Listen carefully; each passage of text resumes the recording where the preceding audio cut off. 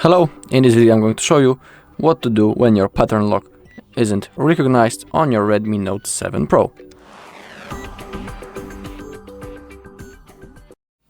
Okay, so let's say that your pattern isn't working properly and you don't know what to do.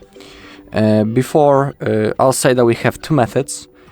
The first one is by contacting the brand support for the further assistance. Simply contact with them and they might help you to solve this problem.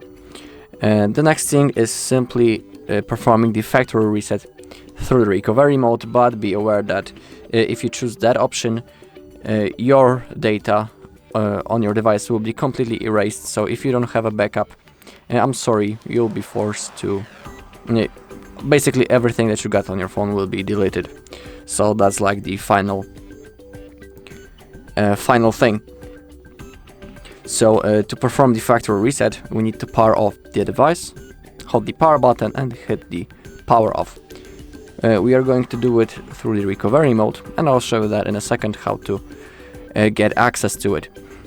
So to enter the recovery mode, we need to use the 2-button combination. We need to hold the power button and also the volume up. So keep holding both of the buttons. When the Redmi logo appears, release the finger from the power button, but keep holding volume up. Just like that. Now, using the volume keys, we need to select wipe all data. And now hit the power button. In here also, if you want, you can connect with the Mi Assistant. And there, look for help also. Or do it, I don't know, through the internet or any other support. Now click wipe data. Again, select that you confirm. Remember, you will lose all of your data.